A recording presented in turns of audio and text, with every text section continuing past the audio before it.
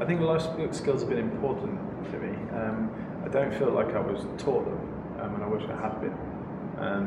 I think most of them I've had to kind of figure out the hard way, if you like. But yeah, I mean, overwhelmingly important. I think the biggest thing is that I think you come out of education typically with boundaries. And I think the biggest life skill I learned was that there are only boundaries if you perceive them. You know, so the classic example is thinking, oh, it's not possible for me to speak to the head of a giant corporation. Well, it is possible. You just got to find a way to get to them and call them up and talk to them. And it is, you know, it's surprising how it works. So yeah, life skills have definitely, you know, been important. But I wish I'd been taught them. That's cool.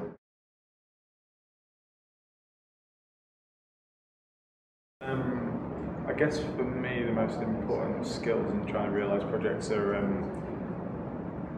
really, you know, thinking way outside the box, believing anything's possible. I mean, I was very lucky that I guess probably one of the greatest life skills that I was given was actually by my mum.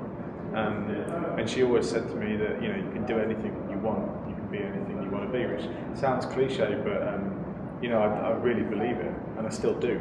And so I think that shifts your attitude. You know, so in terms of realising things, I believe that anything's possible, and I sometimes call it a blind belief. But in reality, it's not really a blind belief because, you know, I perceive something's possible and then research it, find the right people, talk to lots of people, and be very transparent with people, be very open with people.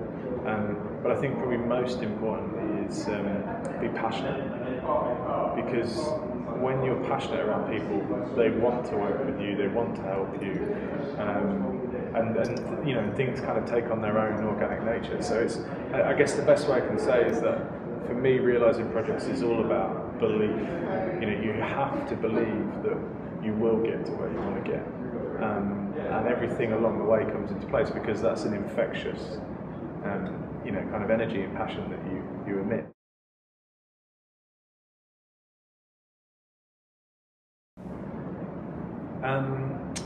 For me, I think the key to stay ahead is to always try to do something new. So I have a bit of a motto, which is never to do the same thing twice. And I think a lot of people take an approach in life and in business where if they find one thing that works, then they'll milk it, and they just keep doing it again and again and again. If you do that, then you stop. You don't progress. You're just becoming greedy.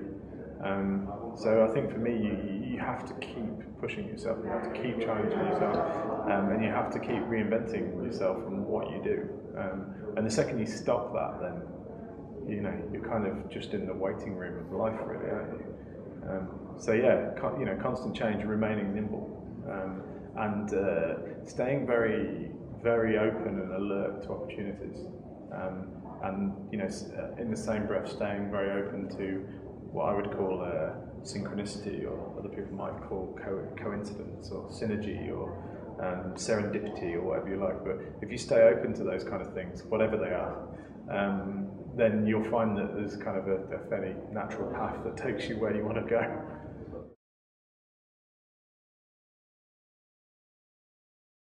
If I could go back to being 18.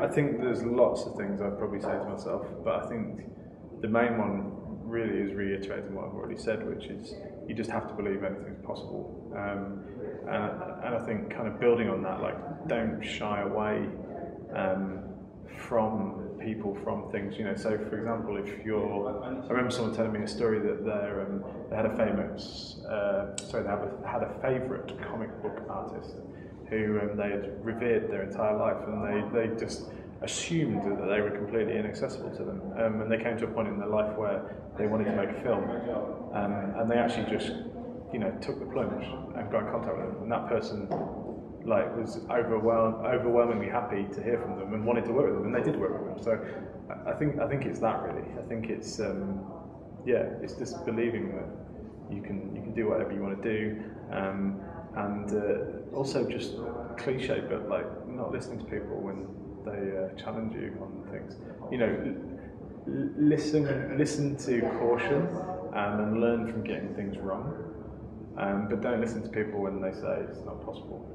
Because if you can envisage it and believe it's possible, then it absolutely is. Whatever it is.